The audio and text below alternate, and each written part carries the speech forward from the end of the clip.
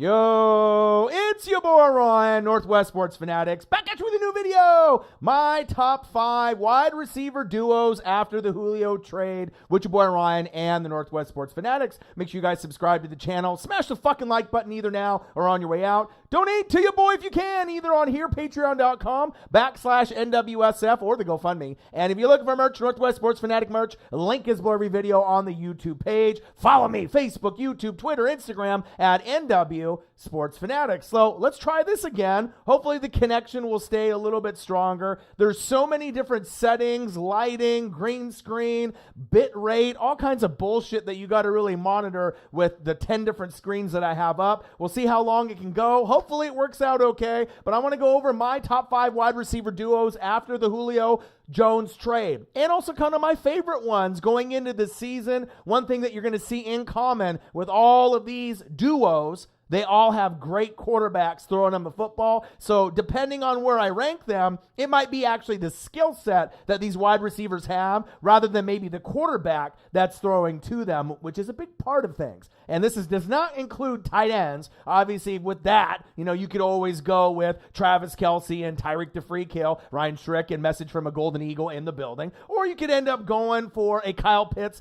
Calvin Ridley, which we know both guys are going to break out and be fucking amazing and could have Pro Bowl seasons right out the gates for Kyle Pitts, and obviously with Calvin Ridley going to get a lot of opportunities there. Obviously, I apologize for the other live stream, some technical difficulties. I'm hoping everything ends up working out okay here. It looks like it's having a little bit of issues, but I'm just trying to find the sweet spot with all of the settings with the bit rate and everything there. I'm back up and running, but I don't know how long it's going to be. I was on for about 45 minutes to an hour, if you remember yesterday. Didn't have any issues whatsoever. I'm hardwired into the modem, so I should be getting about 200 up, 200 down, but it just seems for whatever's going on, there's issues here, so it's popping up with little messages, which makes me a little nervous, but I'm here, and I'll go over the video, and hopefully I can pump this out. If you haven't smashed the like button just yet, please do, and if you could donate to your boy on Cash App or on here, it'd be greatly appreciated. Times have been tough. Obviously, the NFL season right now, as we know, is at a little bit of a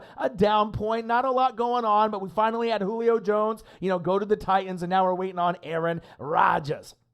So let's start the list. My first honorable mention, and I'm only going to have one honorable mention, and I want to be able to put them in the top 5 because Matthew Stafford and the Ramily are going to dominate this season. So they're kind of borderline with my number 5 squad right now. It's kind of like really teetering on the edge, but I'm going to end up Jamison Mesa, bang! My guy, $5 representing for your boy. The number 1 wide receiver is going to be Julio Jones and A.J. Brown. Tighten up, man. I'm happy for you. Appreciate you, and thank you for the dono. I love you and appreciate you. Wish I could have saw you in here with Tighten Up 22 because I know you wrote, on the video afterwards. And the thing that I want to talk to the most is fans of that team or player that's in the news. So obviously Tighten Up 22 and you, Jamison Mesa, being a Titans fan, you guys were the ones that I specifically do live streams for when I do a topic like that because I want to get your guys' take. You want to hear my take because even though I'm a Bucs super fan, I'm not biased. If anything, I'm more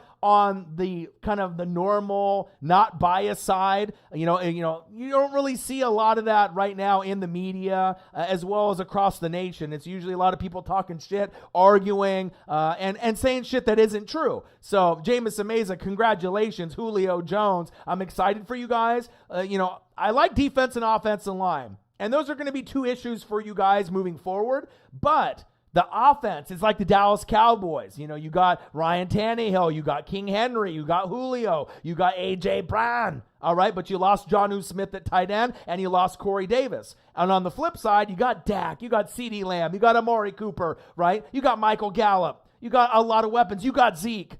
And the defense, both of them are not good. Bottom line, we hope that Dan Quinn can improve for the Dallas Cowboys, and we hope that the Tennessee Titans can go from horrible defense to maybe bad or average defense. Because if that happens, they're still going to be able to beat a lot of teams in the playoff run. I think that the Tennessee Titans could beat the Bills. I think the Tennessee Titans could beat the Browns. I think the Tennessee Titans could beat the Colts or the Chargers or the Dolphins or New England. I think they're that good, based off the offensive personnel and the coaching with Vrabel. But if you end up getting a team like Kansas City, point for point, that's going to be tough. Or if you end up getting a clutch defense like a Colts or a Browns, that could shut down Henry. And if that shuts down Henry, then it's all up to Tannehill to go to AJ and obviously to go to Julio, which I'm saying that it's not necessarily he can't do, but it's going to be interesting to see if the defense can take a little bit of strides for the Dallas Cowboys and your Tennessee Titans. And that's big facts. I love you guys and I appreciate you guys. Message from a Golden Eagle. What up, Orion and the NWSF, baby?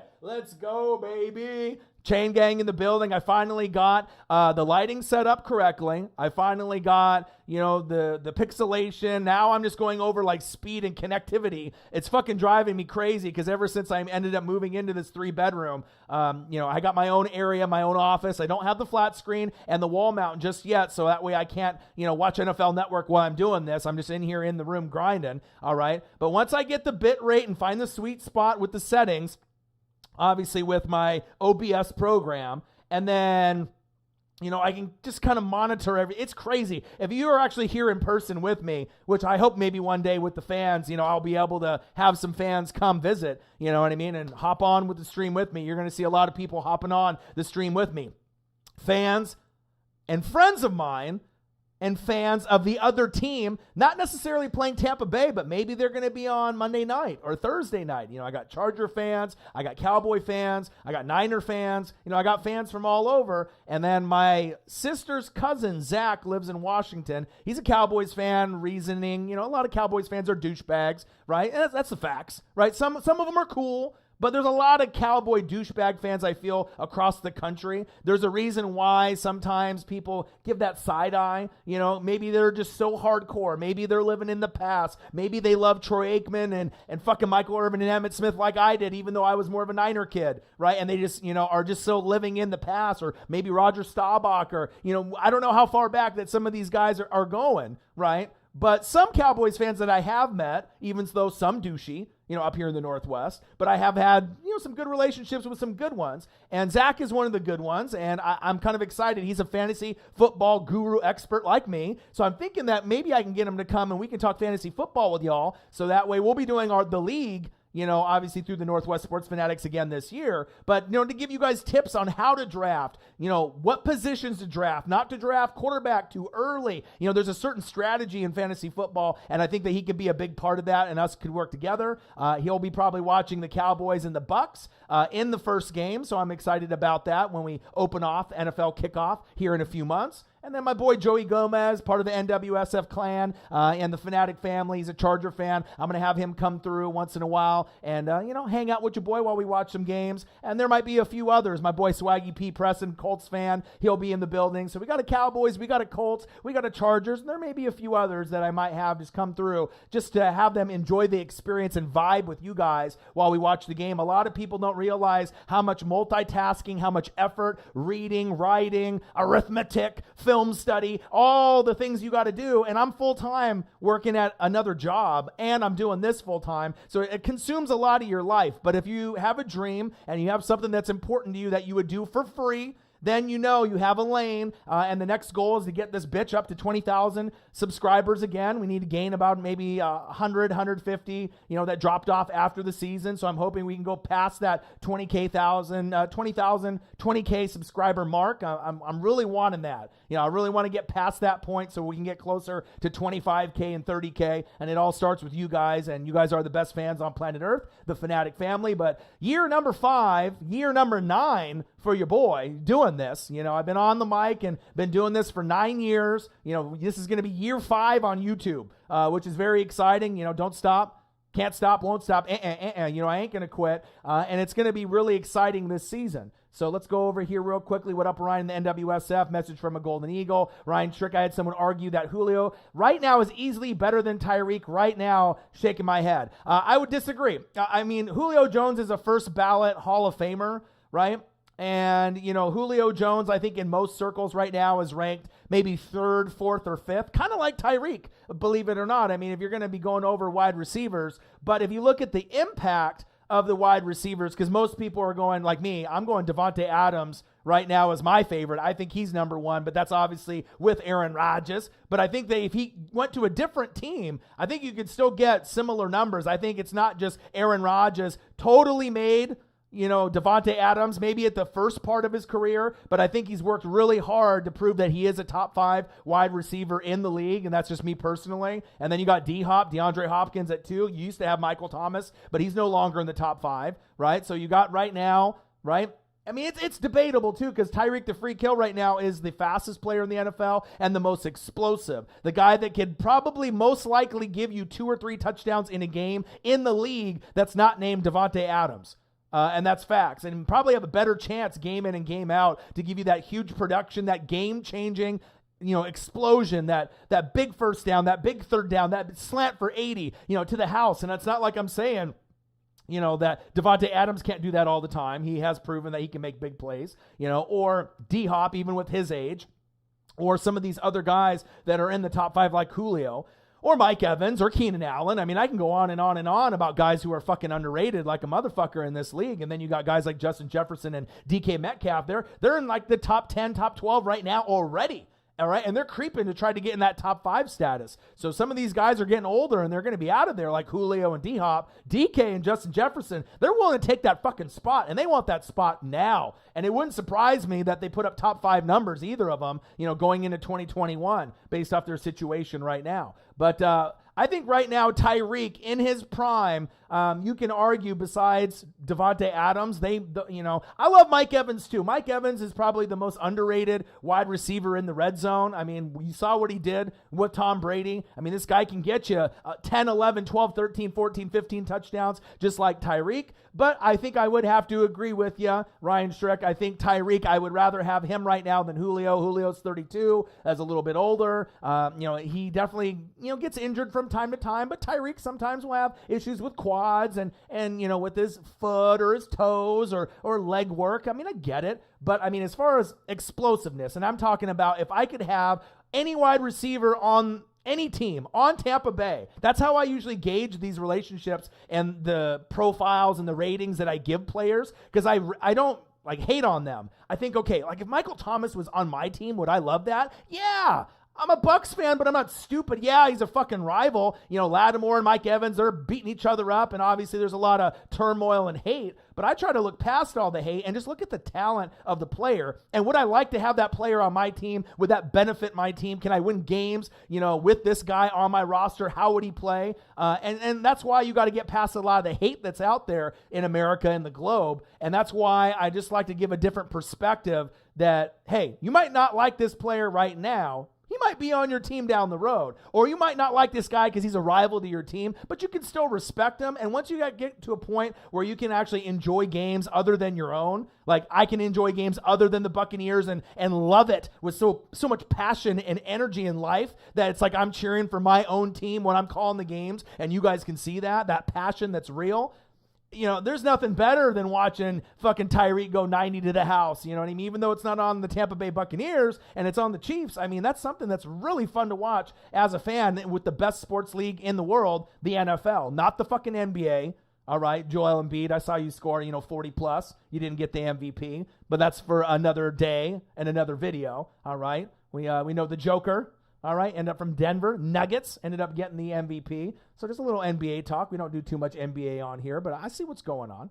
But, it all depends on teams, players, commitment, quarterback, dedication, and if guys are developing after they come into the league. And you got to think, Davante Adams and Tyreek the Freak Hill right now probably have developed the most out of any wide receiver in probably the last, 5 years or so, if not more, just based on what they were when they came into the draft and what they are now. What Davante Adams was, in the beginning stages with Aaron Rodgers and where he is now and how great he is. Looking at Tyreek being a special teams guy, getting called out by all these other wide receivers, different corners and safeties, people talking shit, right? And then he ended up proving, hey, I'm more than just a special teams guy. I can be a wide receiver 1 or wide receiver 2, and best believe I'm the fastest guy in the league. I'm going to burn you, and I can end up being a game breaker, right? Just as much as Travis Kelce, number 1 tight end in the league, or Patrick Mahomes, number 1 quarterback in the league, and that's in many, many circles, okay? So I get you, man. Tyreek right now, I definitely would rather have him than Julio. If I had Tyreek the free kill on the Tampa Bay Buccaneers, yeah, fucking sign me up. Yes, please. He is arguably the biggest game breaker in the NFL that's not named Devontae Adams. I mean, DeAndre Hopkins is great, but I like Devontae Adams better since Hopkins is getting a little older. But even though he's getting older, he's still a great player.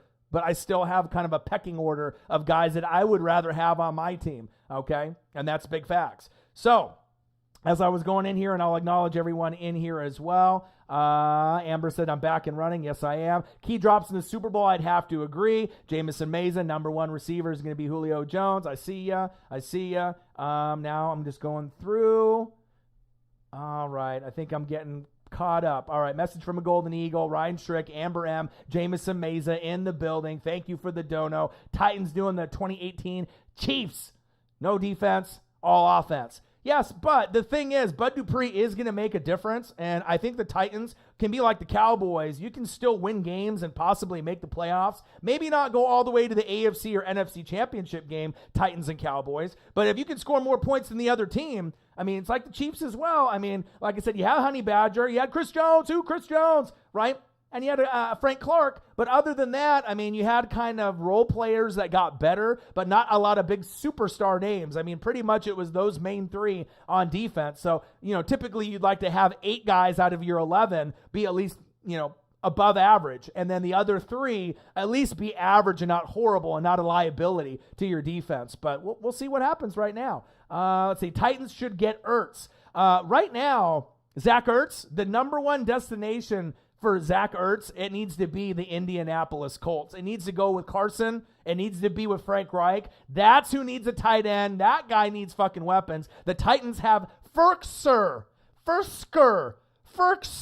You know who I'm talking about. They got him. So, I mean, after Jonnu Smith left, definitely a downgrade in talent, obviously with Ferkser. But, I think that with him, he's going to get a lot of targets and a lot of looks. Tannehill loves to go to the tight end. So this guy might be a top 10 fantasy tight end this season. Ferkser, because maybe Ryan Tannehill is going to see Julio getting doubled, A.J. Brown getting doubled. They don't got Jonnu Smith anymore, so he'll get some looks. And it wouldn't surprise me if Ferkser gets 5 to 10 touchdowns this season, and that's big facts. Jamison Meza, yeah, we just need our defense to be middle of the pack, or not even middle. I mean, if you guys are 16, great. But realistically, if you're just like 20 to 24, just not 32, 31, 30, 26, you got to get down to maybe the 20s, low 20s. If you do that, that could be enough, to get yourself to the AFC championship game. But there's a lot of competition. The Browns have more of a well-balanced team. The Bills have more of a well-balanced team. The Chiefs just got the talent, overall offense, defense. Some of their players are not well known on the defensive side, but they are the best team in the AFC, like Tampa is in the NFC. Yeah, there's the Rams. Yeah, there's Green Bay with Rodgers. There's Seattle with Russ. Niners, with Trey.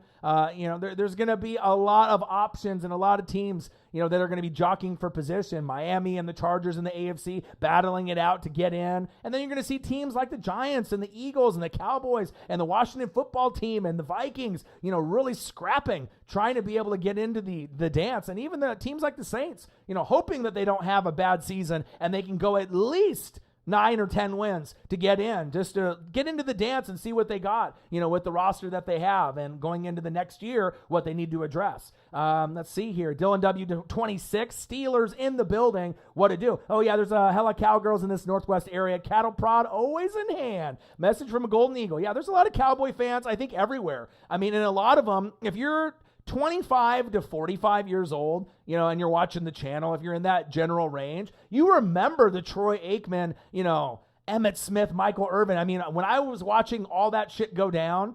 92, 93, and 95, I was 10, 11, right, and 13. So 10, 11, and 13, and you have some of the best memories of your life from 7, I believe, to 10 years old. I mean, some of the things that you remember playing with, wrestling figures in the ring, back when I was in the 80s, WWF ring with the, Ultimate Warrior and Hulk Hogan, Big Boss Man, and fucking having all my figures out there. I mean, I just remember that, playing NES, and, after it was, Atari 2600, then NES, so you can see my age, and then going to 64 and Genesis and all that, and, Dreamcast and PlayStation. I mean, things have gone. I've been at the birth pretty much of the greatest sports era and the video game era. If you grew up because I was born early 80s, 82, okay? So being born in that age, with Turtles, Teenage Mutant Ninja Turtles, G.I. Joes, Transformers the cartoon. I mean, those are the 3 best cartoons of all time, period. If you haven't seen them, go look them up on YouTube. Teenage Mutant Ninja Turtles, season 1, around like 88, 89, 90. One of the best fucking, period. And it's not just because when it was like from when I was 7, 8, 9, 10 years old, but just the quality of the cartoons and the animation. Teenage Mutant Ninja Turtles, period. Game breaker, game changer. You see the movies and the shit that they've done on Nickelodeon afterwards, but there's nothing better than the original cartoon those first couple years. G.I. Joe, Real American Hero, gangsta. That's one of the best fucking cartoons, period, of all time. You can watch all this shit out now, which I love. Simpsons, right? Rick and Morty. I fuck with that, right? Family Guy. But I really like Simpsons and Rick and Morty. Those are probably like, as of cartoons that I grew up with or shit that I like. Those are good. I mean, some people like South Park. I do like Bob's Burgers. But some people are more South Park and more Family Guy. And I do like Family Guy, but I'm more of a Simpsons and a Rick and Morty kind of guy. But going back, Teenage Mutant Ninja Turtles, all right? Going back to G.I. Joe, Real American Hero, and the original Transformers cartoon from 1984. I swear to God, if you just go on fucking YouTube and you watch some episodes from back in the day and you compare it to what's on TV now or what was maybe on when you were a kid, I'm telling you, some of the best fucking cartoons, some of the best fucking athletes, Griffey, all the Jordan, Drexler, Bird, Magic, David Robinson, Hakeem. I mean, I can go on and on and on. John Stockton, Karl Malone, Andre Agassi. I mean, Pete Sampras, if you want to go that route, with the tennis, you want to go golf, Tiger Woods, you want to go wrestling, you go Hulk Hogan, Ric Flair, Ultimate Warrior, Macho Man. I mean, your boy can go and go and go. NWO, new world order. You can go DX, you can go ECW, you go RVD, you go Sabu. I mean, I can go on for days and days and days. But then you can go with the Joe Montana, you can go with the Jerry Rice, the Troy Aikman, you can go to Emmitt Smith, right? You can go to Michael Irvin, you can go to the Buffalo Bills, you can go Jim Kelly, you can go Thurman Thomas, you can go Andre Reed. I can go on and on and on. So when I say these things, these cartoons, you connect. When I say these video games or when I say these things, all right, Tecmo Bowl, Super Tecmo Bowl, Mario 1, Mario 2, Mario 3.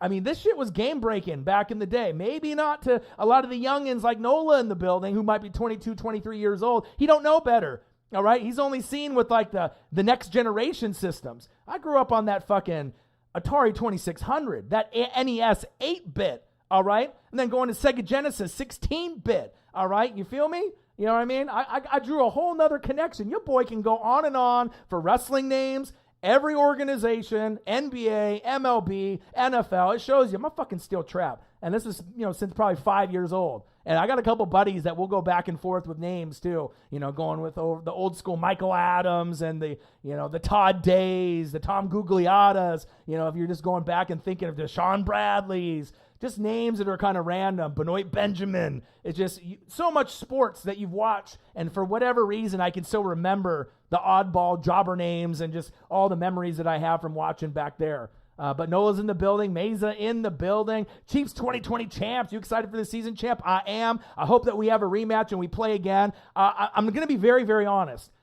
I love my Tampa Bay Buccaneers.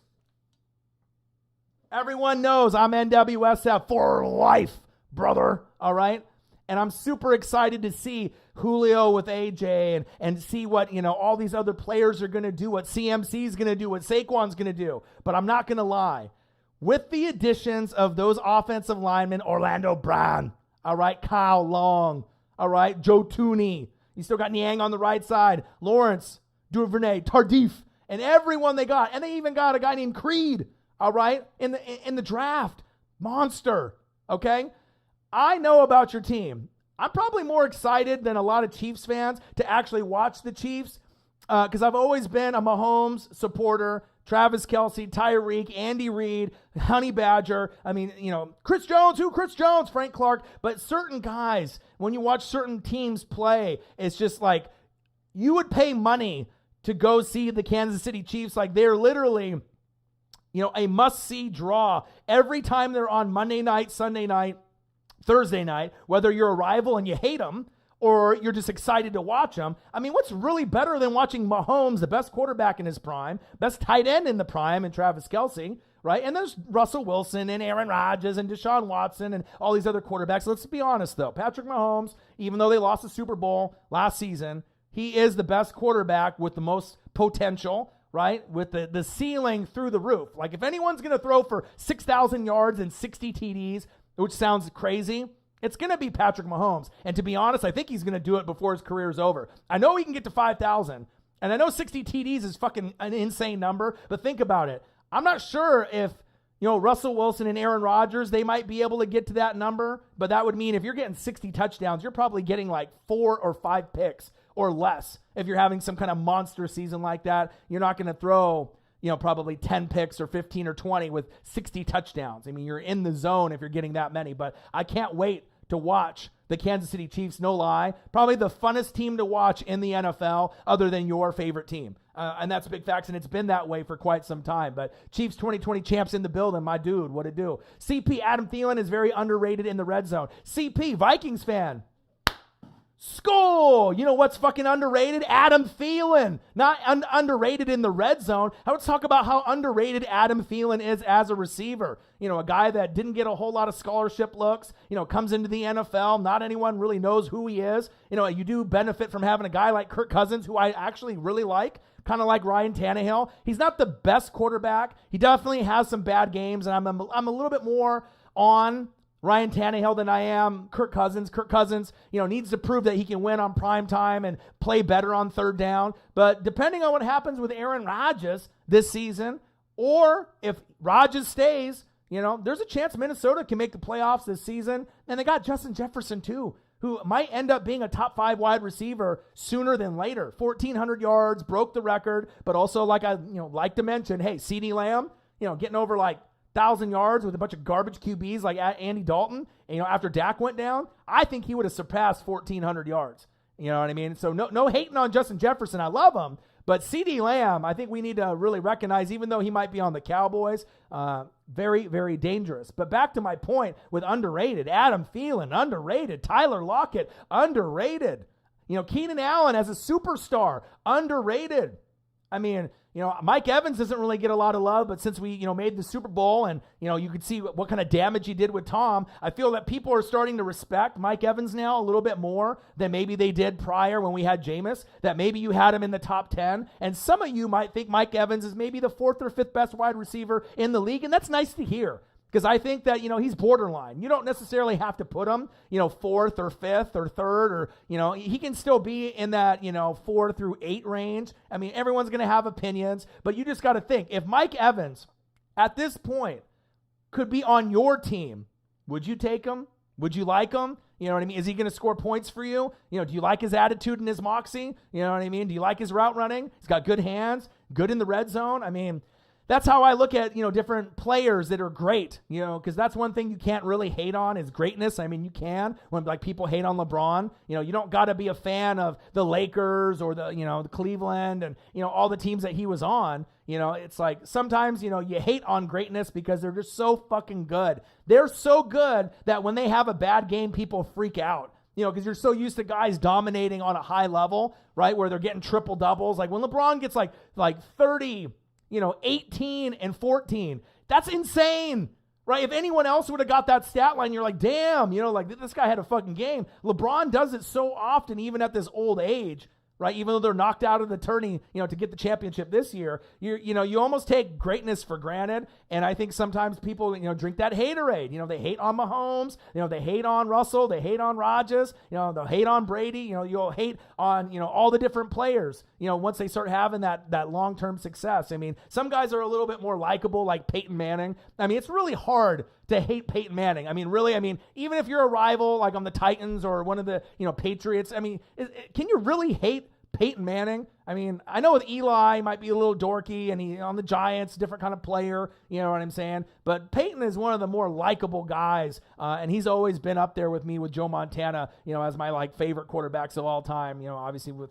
not including Brady, getting me the fucking ring, which is fantastic. Nola's in the building. Chiefs 2020 champs in the building. Adam Thielen is very underrated in the red zone. Tyler, get to the door and lock it. Very underrated as well. I would not mind if Tennessee Titans got Zach. Sounds like a plan. Just depends on the amount of the conversation going back to the Eagles. Let's see here. Muzz Perp in the building. Matt Payton in the building. What's going on, gents? What's popping, bro? What it do? Samoan 4251. Yes, sir. 1983 here. Tecmo Bowl. My dude. See, if you're in my age range, if you 38, 39, 37, I mean, if you're in your 30s right now, 30 to 40s, and that Tecmo Bowl Samoan, you know what the fuck I'm talking about. Born in 79, the 80s were the childhood. 80s and 90s is something else. I don't know if you're ever going to replicate the talent in the MLB and the NFL, the NBA, and NHL. I mean, we had fucking Wayne Gretzky, Mario Lemieux. I mean, now you got guys like, it's just crazy, like Sidney Crosby and Ovechkin, but there were so many more back there with Mario Lemieux and Brett Hull, Patrick Waugh. I mean, I don't even fucking watch hockey, but how the fuck do I know that shit? I know that shit from NHL 94 on Genesis, or NHL 95 on Genesis, or playing the goddamn games on fucking EA Sports on the Sega, you know what I mean? And you just figure out who's good, and, you remember the names of some of the guys, and they kind of stick with you. And when the Detroit Red Wings had their run, and the Colorado Avalanche had their run, but, having guys like in this era in the 80s and 90s, I'm telling you, got to go back and watch these guys. And a lot of these people, the only ones that you can really compare to are like the greats that can compete with these people in the 80s and 90s. Kobe, he definitely can hang. Rest in peace, Kobe. One of my favorites, even though I was a Blazer fan and hated him for years and years and years. But guess what? It's a rivalry, but you respect the greatness. And he is the closest thing to Michael Jordan as far as pure greatness, right, that has ever touched this earth playing the NBA. Kobe was, Mamba mentality, even if he was on the Lakers or, you didn't like him or, for whatever reason, hated on the Lakers or just hated on him. You can't deny the fact that he was going to outwork everyone. And he put in so much more time, Jordan and him. They were ultra competitive, but they put in the hard work. And if you put in hard work, people notice, and you can see it in the production. And I'm not saying LeBron, it doesn't work hard, but I don't think that, LeBron's a small forward. Those two are shooting guards, Jordan and Kobe. But as far as me watching Magic and Bird and going through all these greats that I've seen, I'm not sure if you're going to be able to duplicate that Jordan and Kobe. Lots of great talent that's in the league now with Steph Curry and the rest, but I mean, Jordan and Kobe were on a whole nother level, and a lot of these young bucks, they have no idea. Jameson Meza, G.I. Joe was one hell of a cartoon back in the 80s. That bitch ran for so long. I got some old action figures because I collect toys, obviously the toy collections from the 80s, the 90s, and present. So, I mean, I got hundreds and hundreds and hundreds of toys that are still in the box because I'm a hardcore collector. I could probably have a, toy collecting show, just showing off all the different swag. I got the fucking starting lineups from 1988 when they first debuted, 89, 90, shit that's still in the box, Joe Montana, Jordan, Clyde, all these ones, right? And then, as they transitioned to McFarlane, in 2001, got a lot of NASCAR and NBA and NFL and NHL, just all kinds of random figures, and the Turtles and the G.I. Joes and the Transformers. I mean, it's crazy, man. It's crazy. I'm talking about the 80s and the 90s. That shit was crazy. LA Rams, what to do? True, the original Transformers cartoon was amazing, but I was also a big-time cartoon series known as Voltron. Yeah, Voltron was big, but you just got to admit, once you've seen, Sam Witwicky, all right, and you're watching the Transformers movies and what they ended up bringing to the big screen, you go back and watch that original cartoon, nothing like it. And another little fun fact, all right, if you guys are big into Transformers, Optimus Prime, his real name is Orion, just like me, Orion Pax. So that's kind of crazy. And I know they didn't name me after Optimus Prime, or did they?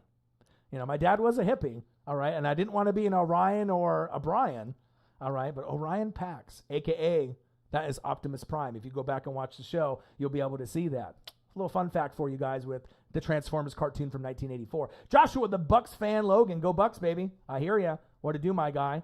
Jameson Mays is so true. I actually said my money up to purchase my first gaming system, which is old school, a Nintendo Entertainment System known as the NES. I got one. I got one or two. I should actually show you guys sometime my little entertainment center. I got the 64, PlayStation 1, 2, 3, 4, NES, Sega Genesis. I got all kinds of systems still lined up. And I even gave away some of my old games and stuff back when I was a kid. But, you always have to go back and rebuy that shit too. Muzzperp, Kirk Cousins is underrated too. Agreed. A little bit better than Carr or Baker or Jimmy Garoppolo. But the problem with Cousins is that you want to love him and root for him. But it's like sometimes he plays great. But for a guy his, talent level, sometimes he plays fucking horrible, and it kind of turns you off a little bit. And then we've seen him lose a lot of games on, prime time, right? His record on prime time isn't very good, but, he's also come up big, like against the Saints in the playoffs and started to win in prime time. But it's like you want to see more consistency for Kirk Cousins to be named a top 10 quarterback, which he's not.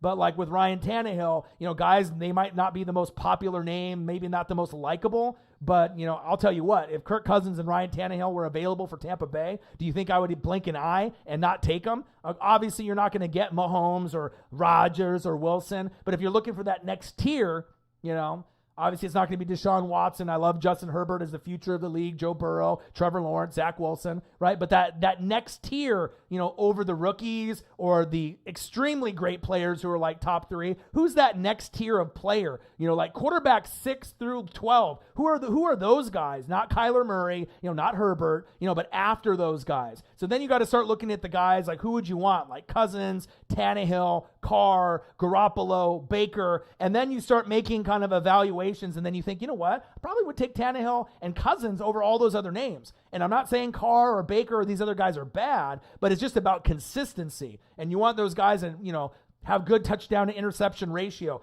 good decision making on first down. Can they scramble out of the pocket and make good decisions on third down? And some of these guys, they just can't do it all the time. But also it's coaching and shitty O-line and other factors that are involved, and that's big facts. CP in the building. God, I hope Hunter plays this year. He wants to get paid, man, but after his injury, it's scary. Vikings, man, I think that there's some really big things coming.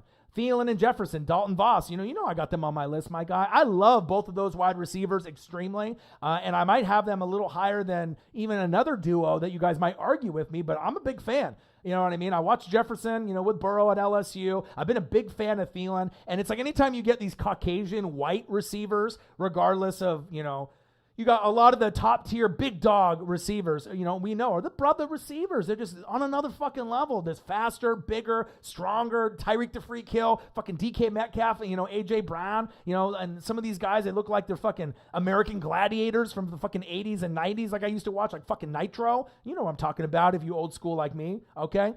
Playing the game with the fucking tennis balls at the end. Let's go. All right.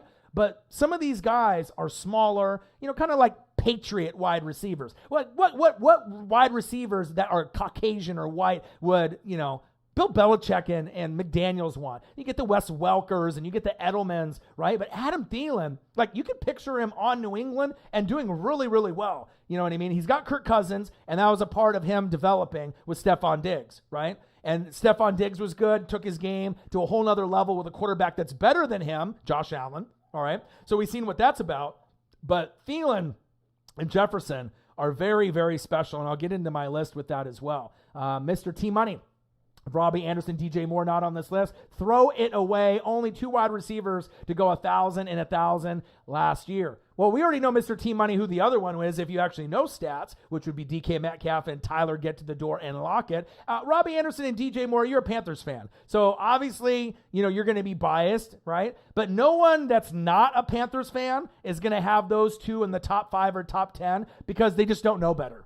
You know what I mean? They don't watch the Panthers like you do or maybe I do, right? Robbie Anderson and DJ Moore aren't the biggest names, but if you see them like in fantasy and you look at their production, it's not the sexy players, right? It's kind of like my honorable mention, Robert Woods and Cooper Kupp. They got Matthew Stafford that's going to throw him the ball, and you're going to have Sam Darnold throw to Robbie and to DJ Moore. But DJ, right, is underrated, right? But he's still not in the top 10, but he's top 20 wide receiver. He's climbing. He's getting better and better. But for him to hit that top 15, top 12 level, he needs great quarterback play. And if he gets great quarterback play with this quarterback or a future quarterback that you guys draft, then DJ Moore will be more in the consideration by the outsiders looking in, and maybe not guys like me that watch all the teams play, but maybe some of randoms, that maybe hop in the stream that, know a little bit of football, and then they'll be like, yeah, I know DJ Moore, but he's not on that national stage just yet. But once you guys win more, and then the name and the quarterback and the combination, it'll get better and better. But I've always been a big fan of DJ Moore. I think he's one of the more underrated wide receivers. I would put him in that same category with Thielen and Tyler Get to the Door and Lockett for like that second tier level wide receiver that doesn't get a whole lot of love. Michael Gallup broke out, and I told you he would. Godwin broke out. I told you he would. This year, it's going to be obviously Calvin Ridley. He's going to take his game to a whole nother level based off targets and opportunities, and there'll be a few others as well. But yeah, everyone has an opinion on where they're going to go, but that's kind of how I feel, you know what I mean, based on player for player. But I do love DJ Moore, and I do love Robbie. Robbie's that deep threat.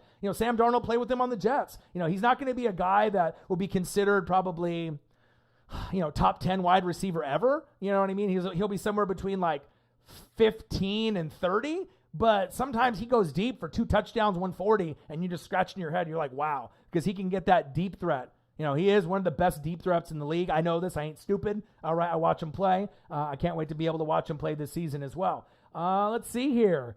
Cousins underrated. Seth Werner. Yo, Ryan, what up, homie? What it do? Hit the fucking like button. Smash the like button. Donate to your boy. You're going to get conversations. You're going to get shit coming out of my mouth that you're not going to hear from anybody else on YouTube, let alone TV, podcasts, or anywhere else. If you grew up in the 80s and the 90s, I grew up with the greatness. The greatest athletes, the greatest video game era, the greatest toy era. It's not like I feel sad for people that grew up in the 2000s or later, but you have no idea what the toy boom and the video game boom has been, since I pretty much grew up, 1982 until currently right now. Some of the best memories of my goddamn life. I'll tell you a story real quick too that I just kind of, came into my head. So remember when Twisted Metal came out?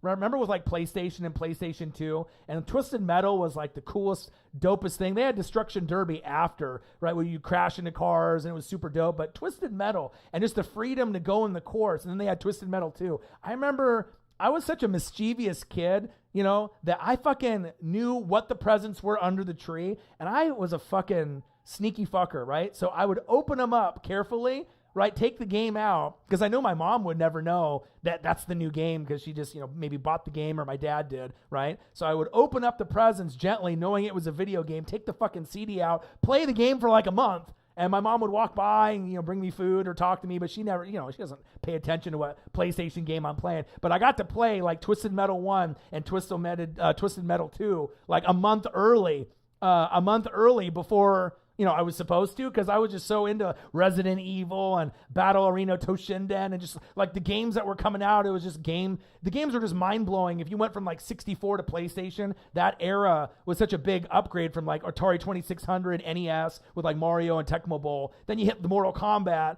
and then you hit like Nintendo 64 with Mario 64 and Link, and then you wrestling games, WrestleMania 2000, just like NFL Blitz. I can go on and on and on, right? And then you take the next level, and then you're going to the PlayStation, and what that did, Resident Evil, oh my God, like you have no idea how many memories I have with that game. But the Twisted Metal memory, that was crazy. I definitely had to sneak and open the game up. I didn't even have to put another one in. I just fucking got some tape. I closed that bitch up. I'm like, I'm playing fucking Twisted Metal and Twisted Metal 2, and I'm sitting in there in the house playing with my wrestling figures and playing this goddamn game for like 10 hours straight, as an Asian kid would, right? They have the stereotypes, but hey, that's true. Well, us Asians, we love our video games, okay? But I played that bitch for like 10 hours straight. Mom's walking by probably 100 times and has no idea that I opened up the Christmas gift a month early and I was playing that shit. I didn't have any self-control with the bomb video games or games that I thought that were going to be good, I guess.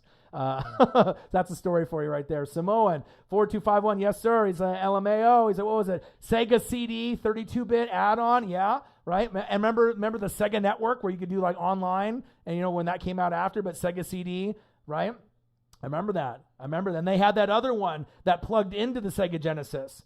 You have to look up the name of, I want to say something, it's not WRX because I know that's like Subaru, but it was like an extension piece that went into the Sega 32X. That is a 3DO. I'm trying all the other, Bonk's Adventure, TurboGrafx 16. Once the Asian mind starts spinning, you know what I mean? I just start remembering all that stuff. But yeah, that's crazy. Man, you just brought me back, bro. Samoan4251. He said, bring my Sonics back. Camp and Peyton. Oh, I remember that. Matt Peyton, could the Packers win without Aaron Rodgers? Fuck no. No playoffs, garbage. Might as well just shut down the team like the Houston Texans. You know, you're not going to win because your quarterback is going to be Jordan Love, who's not very good, or you're going to go with Blake Bortles, and you probably have to go with Bortles. He'll probably do a better job just because he's the veteran. But they'd definitely be fucked. No playoffs for them. The Rams are next to win Super Bowl 56. Maybe. I'm rooting for you guys to play well this season. I'd love to play you in the NFC Championship game. I won't lie. If I could choose one team, I wouldn't want to play a weak opponent. I want the best matchup with the best team to prove that I'm worthy enough to get there again, even if I don't win. So it's like, if we play the Rams and lose in the NFC Championship game, I'm okay, right? If I end up beating you guys and we go and play the Chiefs and we lose in the Super Bowl, I'm okay. I just want to be a competitive, good football team. And since 2007, after all the bullshit in the Jameis Winston era, it's nice for, to feel like a winner again since, Super Bowl 37 in 2002, and that's big facts. But I'm rooting for you guys. I would really like a Chiefs. If I had to choose my matchup, I'd probably want to go like Chiefs-Bills or Chiefs-Browns, because the Browns haven't got a lot of love. Ultimately, if something happened with the Chiefs, if it was like Bills-Browns, that would be super exciting. Or if you can get a team like the Titans in there, or the Chargers, or the Dolphins, or, the Colts, you get someone else up there. But, Chiefs-Bills, Bills are going to have to try to get over that hump at some point. They still don't have a stud running back. They need their Derrick Henry on that team. It's like too bad you can't put the Titans and the Colts and put some of these teams and wrap them up into one team, and then you might be able to compete. Put the Bills and the Titans and the Colts together, and you got something crazy. But each team has a weakness. Colts don't have a good offense with wide receivers, and you got Carson Wentz, right? Titans don't have a good defense. Offensive line will be a little shaky, right? Buffalo Bills got a great offense, pretty good defense, right? But they don't got a running game. And without a running game, how are you going to be able to beat Kansas City, let alone an NFC champion? Whether that be Tampa Bay or the Rams or the Niners, or a different team, maybe the Cardinals or the Seahawks or one of these other teams that starts to ball out, at the right time. And that's big facts. Chubby Bear, Nielsen, Kyle Pitts, and Calvin Ridley. Love them. Obviously, I'm not including tight ends, in the category. But I'll tell you what, Travis Kelce and Tyreek the Free Kill are the best 1-2 punch there. But let's not sleep on like a Deebo Samuel or Ayuk and George Kittle. And let's not also sleep on Calvin Ridley and Kyle Pitts. That's going to be one amazing combo. But Matt Ryan is getting older. We're going to have to do... they're going to have to do something here sooner than later. I did the same thing. Chubby Bear Nielsen, hey, we're two of the same, my guy. RE2 was a game changer for aliens. Do you think that an undefeated season is superior or are on the same level as a Super Bowl winning season? No, because the thing is if you're an undefeated season, Chubby Bear, right? Like when Brady, with 07 with Randy Moss, and you didn't win the Super Bowl, if you would have went all the way through, that would have been, game breaking, just like, you know what I'm saying? Like once in a blue moon. You may never see it again, or maybe it might only happen one other time in your lifetime. And they're adding another game. So I would put an undefeated season like the Patriots had up there, very, very high, but nowhere near big enough as a big NFC Championship game win, or an AFC Championship game win, or a Super Bowl. Obviously, undefeated is great. And obviously that would mean that you went and had an NFC run or AFC run to go undefeated if you lose in the Super Bowl. But it's all about the Super Bowls. It's all about the legacy. You know what I mean? It shows you how hard it really is to get to even an NFC AFC championship game. We're not even talking about getting to the Super Bowl and winning. We're just trying to get to the game where you play one other team to get to the Super Bowl, how hard it is, how competitive it is. The coaches change, the money changes, the cap changes, the players' greed changes. Everything changes over time. There's not a lot of commitment to, staying on the team because this is a fucking business, a raw business, right, with everything that's out there. But I definitely wouldn't put an undefeated season on the same level as a Super Bowl. It's something that you can acknowledge that you accomplished, but it's only going to mean something if you go undefeated all the way. That's when everyone's like, wow, you know what I mean? Like doing the 72-10 bowls, like, you're doing Jordan shit or Kobe shit. You're doing stuff that's just fucking out of this world, or like Brady shit, winning so many goddamn Super Bowls and big games. And that's big facts. But if Rodgers comes back, then the Packers would win. Am I right? Yeah. Obviously, Matt Payton, you're up in Hawaii. Rodgers, I think right now, you would put the Rams at 2, right? The Packers at 3 and Tampa Bay at 1, at least right now on paper. Jurassic Ninja in the building. Master Mordai, what to do? But yeah, I think the defense, you got Jair Alexander and you got some players, right? But that's Green Bay's problem typically is going to be the defense. Defense and coaching has always been their liability. It's never really been, their wide receivers or their running backs when they had like Amon Green and Donald Driver. I mean, your boy knows, Brett Favre era, with the Aaron Rodgers era. But again, you can get to an NFC championship game, but if you don't have good offensive line play, right, or good coaching or good defense, the big reason why Rodgers isn't going to come back and is leaving, obviously with the upper management doing him wrong with the Jordan Love, but when they played Tampa Bay and Rodgers was the MVP and they decided to go for the field goal, right, instead of going for it, if you would have went for it, the Packers might have ended up beating Tampa Bay in that game. I mean, it's like, who's to say if they get a touchdown there, they go for it or not, but if they do and they win and they end up going to the Super Bowl and then they win, Rodgers' legacy, obviously, I feel that, making the decision to be conservative and go for 3, and as, BA would say, no risk it, no biscuit. But I really think that those decisions that were taken out of Aaron Rodgers' hands, if Rodgers doesn't complete the pass or it gets intercepted or it's incomplete, he can live with that. You gave him an opportunity as an MVP where he may never, ever win another Super Bowl again, and he was the MVP this year to prove, hey, fuck you, Jordan Love. Why the fuck did you do that? You should have picked me a fucking, wide receiver, right? But you were fucking dumb and you didn't, right? Right?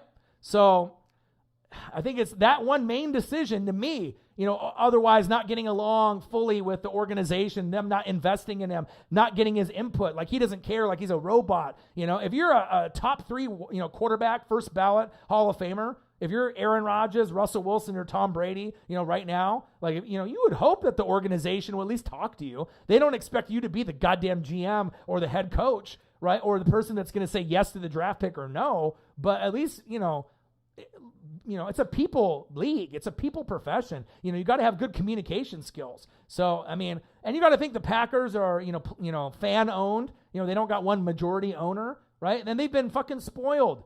I mean, think about it. They had fucking Bart Starr Super Bowls all over the place, right? They had Brett fucking Favre Super Bowl, Rodgers. I mean, Jesus Christ, does it get any better than that? Like 3 fucking Hall of Fame quarterbacks over like 20, 30, fucking 40 years. The sad thing is Bart Starr, he can get 1, 2, 3, 4, 5, 6. He can get a bunch. How the hell did Brett Favre only get 1 and Rodgers only get 1? Rodgers could have maybe had 2 last season if they would have went for it and they ended up getting that touchdown. Maybe they win. Maybe Tampa doesn't end up getting big first downs or a touchdown or a field goal and we lose. And, and there's no guarantee that Packers would have, made that happen or won the Super Bowl. Even at that, maybe the Chiefs would have beat them. But the opportunity to get the Super Bowl chance, taken out of your hands as the MVP, I think that was the last straw. And that's why now he's like, all right, well, fuck you then. Pretty much you decided that, we're going to go for the field goal. You're going to be conservative. Tampa's going to end up getting the first downs or the score. They're going to win, and then I'm fucked. And that's pretty much what happened. So, Jurassic Ninja in the building. Master Mordai, what to do? Good content, my man. Do you think that this year's quarterback draft class will be better draft class than 2 years ago with Baker Mayfield and so on? This year's draft class is I don't think Mac Jones is going to be that great. It's going to take him time. Justin Fields, it will be a project as well. It'll take some time. Zach Wilson, has got probably the most, upside out of any quarterback, but he's got the shittiest team. He's got Salah and he's got some weapons there, but it all depends on the offensive line, Mekhi Becton, and all the different players that they picked up. Obviously, getting the USC first rounder that I called as well was big. So with him and Mekhi Becton on the left side, and ETN, and you're getting different players. ETN on the Jags with Trevor Lawrence. The development of some of these quarterbacks like Lawrence and obviously with Zach Wilson, they to me have the best talent. But it all depends with the coaching and the supporting cast. Justin Fields and obviously Mac Jones. They have an opportunity there based off their teams, and depending on how they develop them. The Bears don't really have a whole lot of talent besides Allen Robinson. Yeah, I know you got Montgomery and Tariq Cohen, but I mean, they're all right. You know what I mean? But I'm not going to go crazy over Tariq Cohen and Montgomery. Like, I love Allen Robinson, another underrated wide receiver, top 10, never gets love. He is just like Keenan Allen as being elite, but he never gets considered as a top wide receiver, which is a fucking shame. But yeah, it's going to be interesting to see. This year's class, it's going to take time because a lot of the teams they're on are shitty. But Baker got good, right, when they changed coaches and got an offensive line. Josh Allen got better when Stephon Diggs finally came over. Lamar Jackson has always been Action Jackson and the new wave. He's always been great, but look at the team he went to. Went to the fucking Baltimore Ravens. They already had a lot of talent there to begin with. So, I mean, and then if you look at, Sam Darnold, obviously he went to the shittiest team. Anybody that would have went to the Jets would have failed. Adam Gase, all drugged out and horrible. The best player on your offense was Jamison Crowder. I mean, it doesn't matter if Lamar Jackson's there. Yeah, he can scramble around a little bit more, maybe make a few more first downs, but no one's winning there. Baker, Josh Allen, Lamar, Sam Darnold, no one's winning there in the Jets. So I think a lot of y'all that are just, giving up on Sam Darnold already, it's a little premature. See what he can do with, a good OC and a better offensive lineup of weapons with CMC and, DJ Moore, Robbie Anderson. You lost Curtis Samuel to Washington, but we'll see where it goes. Said thoughts on boxing. Watched a little bit here and there. Going to be a lot of good matchups this year. AFC is loaded with really good young QBs. What about Cooper Kupp and Robert Woods? Of course I'm going to talk about them. You think I'm dumb? Come on, man. I'm always talking about the underdogs and everything that's going over. So Jurassic Ninja. Here we go. So my honorable mention that I have to go over is going to be, it could be number 5. It could be, right there on the borderline. But it's got to be Robert Woods and Cooper Kupp. I mean, I had them as my honorable mention / number 5 because the thing is with Matthew Stafford being there, Robert Woods and Cooper Kupp with Jared Goff were both two, in my opinion, probably top 20 to 25 wide receivers in the league. Overall, you had 2 top 25 wide receivers in the league. You could probably say 2 top 20, all right? But now with Matthew Stafford there, right, these numbers are going to go very, very high, especially when I think that they can go to the NFC Championship game, and they're definitely the biggest threat to Tampa Bay as a Super Bowl contender. You already got Aaron Donald, you already got Jalen Ramsey, but Robert Woods and Cooper Kupp are 2 other guys that are very, very underrated. Both guys could get over 1,000 yards. Both guys could get, 8 to 10 touchdowns or more. They both good run routes. Run routes well, right? They got good footwork, good hands, good leaders.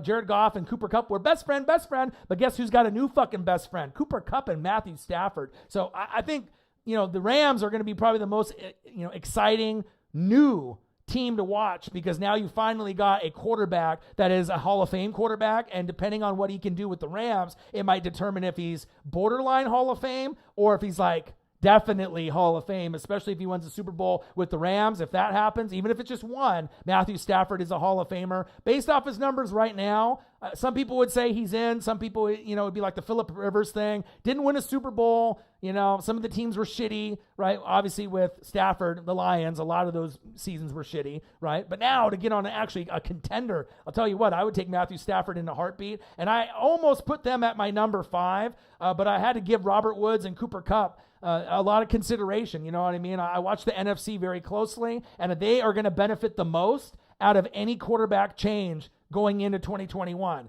You're going from Jared Goff, who's average, right? But Sean McVay made him good at times and got them to a Super Bowl based off, having a healthy Todd Gurley and having him dominate. But after that era ended, him just being an amazing play caller hid some of the weaknesses that Jared Goff had. But Matthew Stafford doesn't have any weaknesses. He's got a strong arm. He's a leader, great guy off the field, great teammate. Played at Georgia, probably the number 1 pick that's had the most talent, but still hasn't, got to the point that we would have expected or liked as a number 1 pick. Also, another guy that you expected a little bit more from, maybe me, from BC, from Boston College, Matt Ryan. That's another guy. I know he went to the Super Bowl, and he had a great year with Kyle Shanahan, and they were up 28, 28-3, and then ended up losing, right? But Matthew Stafford and Matt Ryan, those are 2 guys that I seem that they're great quarterbacks. You know what I mean? But sometimes you want a little bit more, you know what I mean? And I'm not saying necessarily a Super Bowl win for Matt Ryan, or Matthew Stafford, but if that's what it's going to take to kind of change the narrative, I like those quarterbacks a lot. They don't get a lot of love, especially Stafford, being there in Detroit. But yeah, definitely huge upgrade with Matthew Stafford. Can't wait to watch him play. Don't be surprised if this team ends up winning 11, 12, 13, 14 games. It's possible. Like I said, Tampa Bay, you know what I mean? Or they're like, oh, Tampa Bay is going to go undefeated. The Chiefs are going undefeated. No one's fucking going to go undefeated. It's just taken out of context. Of course, you'd love to go undefeated, But the schedule, I mean, no matter you got an easy schedule or a hard schedule, this is the NFL. And as we know, anybody can beat anyone. And that's why we absolutely love this league. It's not like college football where it's Ohio State, LSU, Alabama, and Clemson. And if you're anybody else, you're fucked. Or the NBA when you're only a couple good teams, right? Or you're fucked like Brooklyn or LA, or, you're only a couple teams where you actually have a shot to do something. You know what I mean? So that's kind of how I'm feeling, but definitely got to give Robert Woods and Cooper Kupp a lot of love. And that's big fact. Saints-Packers week 1, cheap shot NFC championship game. But if Rodgers is playing, then it won't be a cheap shot. Who will the Broncos starting quarterback be? Locke or Bridgewater, Matt Payton? I'd like Aaron Rodgers. I predicted already before Julio was going to the Titans 3 weeks ago. That was even pre the A.J. Brown TikTok video. That people were asking me, and I had buddies here. They're like, damn, you were right. But that was the team that I thought originally was going to get him, because they have no Jonnu Smith and no Corey Davis. It made the most sense, and they had the compensation. The only other one, the New England Patriots, that would have been really the only other team that, would have been really in the running, but they didn't want to take on that money. If you're a Broncos fan, you don't want Rodgers. Why not? If you get Rodgers, you ultimately end up being one of the top teams already in the AFC. You're right there with the Chiefs. You're right there with the Browns, the Bills, the Titans, the Colts, New England. If you got Rodgers there, you could make an AFC championship game. I mean, even if they gave up Bradley Chubb, Jerry Jeudy is there. They got some nice weapons. Yeah, if you're a Bronco fan, you do want Rodgers, because the only way they ended up winning the Super Bowl before, after John Elway, you had to bring in Peyton Manning, all right? You got to have a better quarterback than Locke or Bridgewater, and that's big facts. But honorable mention, Robert Woods and Cooper Kupp. That's the HM, the honorable mention. Number five is a duo that might have the most underrated wide receiver and most hated wide receiver just because of the team they're on. Played at Bama, played on the Raiders, now is on the Cowboys. I'm talking about Amari Cooper and CeeDee Lamb. They got to put him at number 5. I love Robert Woods and Cooper Kupp, but Amari Cooper and CeeDee Lamb are overall a better talent than those two, right? But with Dak healthy, these guys should go off. I think CeeDee Lamb has the potential to be a top 10 wide receiver in this league. He's an amazing athlete. I think he's going to ball out just like Justin Jefferson. Amari Cooper, you saw him at Alabama. He was the best thing since Julio Jones. Definitely a touchdown guy. Played at the Raiders, played well. Now is on the Cowboys. Cowboys are a hated team overall. But you can't deny the fact that his route running and his hands are great, right? And if Amari Cooper was available on your team, or CeeDee Lamb, you might say, no, I wouldn't want him, but you would be lying. I mean, who wouldn't want those guys to be on your squad to help you get first downs and touchdowns? Amari Cooper could be a little bit more consistent, a little bit injury prone, and I like CeeDee Lamb more, but I definitely think Amari Cooper gets shit on a lot more than he should. Number 5, the Dallas Cowboys. We them boys with Amari Cooper and CeeDee Lamb. Love him. All right. Number 4. Number 4 is a duo that plays in the Northwest with Dangerous Russell Wilson. Could have had them at number 3, but you know what? I like number 3 a little bit more with my duo, and I'll let you know why. But I got to go in the Northwest playing with Dangerous. I got to go DK Metcalf and Tyler get to the door and lock it. I would normally have them at like number 3 or number 4 in my list. DK Metcalf, AJ Brown are on the cusp of being perennial top 10 wide receivers. Both of them might be top 5 wide receivers, including Justin Jefferson, sooner than later. But DK Metcalf needs to be more consistent. Got a little bit better, obviously, from the first season to the next, but I want to be able to see the development in running more routes and not dropping the football. Tyler, get to the door and lock it, all right, is one of the more underrated wide receivers. He's got the best toe drag swag in the league. Dangerous and him can connect on throws and catches that I've only seen with maybe Ocho Cinco, Chris Carter, Jerry Rice, only a few of these guys with this special toe drag swag, but I definitely got to give him some love. All right, DK Metcalf, Tyler, get to the door and lock it. A lot of people would have them probably as like the number 3 or 2 duo. They are that great. But the thing is, if Dangerous wasn't there, how good is Tyler Lockett and DK Metcalf? I mean, you could see DK Metcalf doing things on other teams, but maybe Lockett would struggle a little bit more. I mean, just depending on the quarterback. I mean, you got the number 2 overall quarterback that's not named Aaron Rodgers in Dangerous right there with Russell Wilson. So DK Metcalf, big body. Don't drop so much, my man. And Tyler, get to the door and lock it. Love your game. You were just like Doug Baldwin. A lot of people slept on you, and you definitely made a name for yourself, but the people still don't recognize how great you really are. Tyler, get to the door and lock it. And DK Metcalf, Seattle Seahawks at number 4. Number three, I would have had at number 4, but I just like these two players a little bit more. I'm going to go with my boy Adam Thielen and Justin Jefferson. 1,400 yards, broke the rookie record. I think that Justin Jefferson has a great chance to be a top 5 wide receiver, maybe even faster than DK Metcalf or A.J. Brown, and that says a lot. Or even CeeDee Lamb. So I really think Justin Jefferson is going to be like that Justin Herbert, where they're going to be on the outside looking in at being like the number 5, top 5 player at the position. You know, you got guys like Mahomes, Russell Wilson, Aaron Rodgers, Deshaun Watson. But then at 5, who is it? Is it Kyler Murray? Could it be Justin Herbert? I believe so. And the same thing goes with Justin Jefferson. You know, you got guys, you know, like Devontae Adams and DeAndre Hopkins and Julio Jones and Michael Thomas and Mike Evans and Keenan Allen.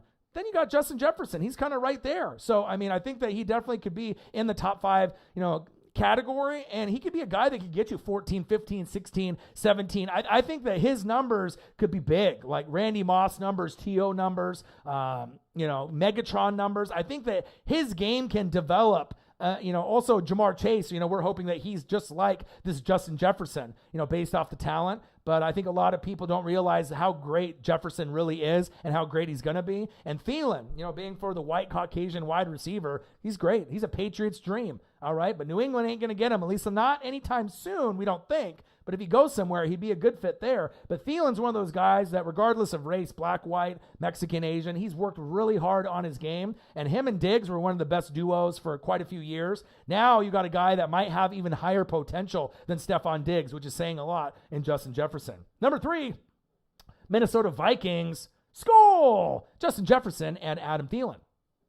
Number two, I got to go with the new acquired Julio Jones and A.J. Brown. Now, this was tough. I mean, you know, I don't necessarily say Tom Brady's the best, or Mike Evans and Chris Godwin are the best, or Gronk is the best tight end, or, you know, but I usually will, even Devin White, if I feel that he's the best linebacker in football. I know a lot of people are going to say Darius Leonard is better, or they're going to think Fred Warner is better, or Bobby Wagner is better, but, you know, everyone's going to have their own opinions. But I think right now, I love A.J. Brown. I think him and Mike Evans, the stat lines could be kind of similar. Mike Evans has got a little bit more upside. I think more people would love to have Mike Evans over A.J. Brown. And then Godwin is going to get paid. And Godwin is one of those guys that I don't think people realize how great he is. His hands are better than Mike Evans. And he's another guy that can go for 1,000, 11, 12, 13 touchdowns, just like Mike Evans. But Julio, we probably think is going to get banged up and hurt at some point. So I think if we're going Mike Evans and A.J. Brown cancel each other out, Godwin might be able, even though he got hurt last year a little bit too,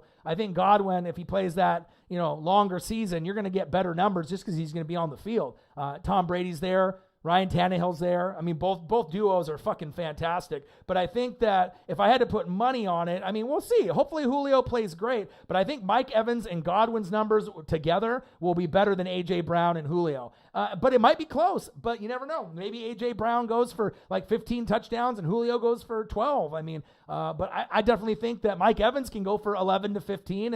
And I think Godwin can definitely go for 8 to 13 as well. So for me, you know, this might be one of the only times that you actually hear me say, hey, Mike Evans and Godwin, you know, we got the best wide receiving core. You know, you still got Scoot. We got AB. You know, at the tight end position, we're fucking locked. Gronk and Cameron Braid and O.J. Howard. I mean, I don't think there's anyone that has a better wide receiving core, player for player, or tight end core. No one's got 3, you know, tight ends that deep. You know, Gronk, first ballot Hall of Famer. O.J. Howard with Alabama got injured, a lot of potential. Cameron Braid, you know, the smart guy, doesn't really get a lot of love, but he can score touchdowns in the red zone all day. You know, AB's old, but he's still a good third option. I mean, you would take him on your team if you had an option. So that's kind of how I'm feeling. But I love Julio. I hope Julio ends up going for, you know, over 1,000 and over 10 touchdowns. I know A.J. Brown is, right? But we just want him to be able to stay healthy. And I think Godwin and Evans have a better shot to stay healthy all the way through. But I mean, a lot of these guys are very close. I got Mike Evans and Chris Godwin at number 1, A.J. Brown and Julio at 2. But some people can flip-flop that. And if you want to put A.J. Brown and Julio up there, you're more than welcome to. More people are going to have DK Metcalf and Tyler Lockett at 3. And it's, for me, 3 and 4 are pretty much interchangeable. I think that those are the top duos, Evans and Godwin, Brown and Julio. Next tier, though, Jefferson and Thielen, Metcalf and Lockett are almost identical. You're going to get great stats from every single option that's on the field between Jefferson or Thielen, Metcalf or Lockett, but they also have Kirk Cousins and Danger Russ, right? Mike Evans and Godwin have who? Brady. A.J. Brown and Julio got Tannehill, right? Robert Woods, Cooper Kupp have Matthew Stafford. Amari Cooper, CeeDee Lamb, Michael Gallup got Dak. So, I mean, it definitely makes sense when you have a decent quarterback. You're going to be able to put up the big numbers. But, I mean, and then I hear, Jarvis Landry, on Twitter and, Odell Beckham, they think they're still two of the best duos. You're going to maybe make a Super Bowl or an AFC championship game, all right? But no one thinks that Jarvis Landry and Odell Beckham today in 2021 is top 5 anymore. They might have been a few years back. Maybe Odell one-handed grab in the end zone, back when he was on the Giants, and then maybe when you were in your prime, Landry back a few years back. But I mean, as of right now, there's other duos that are better. I would take any of these duos, and a lot of that has to do also with Baker. Now, if Baker, was upgraded and you had maybe like a Tannehill or a Josh Allen, or you had someone there and you can make the numbers higher, for those two guys, Odell might be able to get over 1,000 and over 10 touchdowns, but Landry isn't as dominant, I think, in his head that he is. I mean, he was great at LSU. He's a great player. I would take him on my team. He's always fighting, right? But I don't think that he thinks in his head probably he's still a top 5 wide receiver in the league, but he's not top 5. He's not top 10. Odell might be better, but he gets injured. He's got more raw talent. Landry's more of like a grinder, 20 to the 20. Odell's like the touchdown red zone guy. But yeah, Landry's like maybe top 20 wide receiver in the league, but I think there's probably at least 15 wide receivers or more that I would rather want than either of those two, Odell or Landry. So I can't put them in the top 10 or even honorable mention because these are like, the top 12 duos, not including tight ends right now. I mean, if we could do Travis Kelce and Tyreek the Freak Hill, they would be there. Kyle Pitts and, Calvin Ridley would be there, but, I'm not including the tight ends. But yeah, man, fucking A, dude. Going back in time, the 80s and the 90s. Everything looks good now with the connection. I'm glad. I've gone for over an hour. I don't know what the fuck happened with the connection there before. But those are my top 5 wide receiver duos after the Julio trade. Robert Woods and Cooper Kupp, I would take over Odell and Landry. Sorry. You guys are still good players, but I take Robert Woods and Cooper Kupp because of not only Matthew Stafford, but Sean McVay. It's not only about the quarterback, it's about the coaching style. How intelligent is your coach? Are you, coached up by a BA or a Belichick, or are you got a guy like Sean Payton, or are you with Vrabel, or, where are you at? Are you Pete Carroll? Are you, what kind of coach do you have? And the ones that I like the most, right? Not the OG guys, even though I love BA and he got me the Super Bowl. Gruden got me the other Super Bowl as well. But my 2 favorite coaches in the league right now, right, that aren't on the Bucs is Sean McVay and Kyle Shanahan. Kyle Shanahan 1, Sean McVay 2, is because they're young, they're player coaches. But to me, I feel they're the most intelligent coaches today based off their young age and their relativity and their, being able to be relatable to their players and getting the respect from the players, not like an, dad coach or a grandpa coach. It's someone that's kind of like in their same age range. And they know that these guys are fucking smart as fuck. Like one play is like 18 words. That's how it was when Gruden, came in from the Raiders to Tampa Bay to help me get a Super Bowl with Monty Kiffin. I mean, if you ended up watching some of those videos in the playoffs when they do those NFL films, John Gruden's fucking spider 2 wide banana, left flanker, right apple, on 2. It's just like crazy verbiage that he would come up with for just one play. Because one would be the original play. Somewhere in the middle of that dialogue, there's an audible. And then there's the third last part of it is like a check down option. You know what I mean? So every play like had 2 or 3 options in one play. So that shows you most, coaches will call out a play and it's like one play and they can call to their audible on their arm, on their wristband. But John Gruden took it to a whole nother level where he did, there's 3 plays in this one thing of verbiage in the play, and that's not even including the audibles that I'm screaming in your ear. He took the game to a whole nother level, and he's starting to realize that maybe he's got to change his, methods because he doesn't have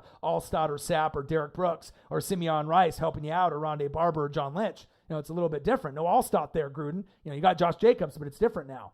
Brian 21 in the building. What to do? Roger Dad, thoughts on how the Saints are going to do this season as a Bucs fan? I could be a hater. I could talk shit. I'm optimistic. I hope you guys have a good season. And I know a lot of people are saying, what the hell is he talking about? But I want you guys to have a good season because I want to be competitive with you guys. You know what I mean? Like, you know, I want the games to be close. You know what I mean? Of course, it's great if you blow out another person. You get a lot of joy in that. But if you actually battle it out and grind it out to the end, like a 41-38 field goal at the end and you lose, like, and then other fans of other, fan bases are watching us play, that's going to make them more intrigued and want to watch us more instead of, you beating me 38-3 or one team gets blown out. So I'm hoping you guys do good, but my gut feeling 9-8 or 8-9, Jameis won't play as good as people want him to. He's still going to make some mistakes. Lost some players, in the cap in the free agency. T-Rex to the Bengals. Jenkins is no longer there. Sheldon Rankins is no longer there.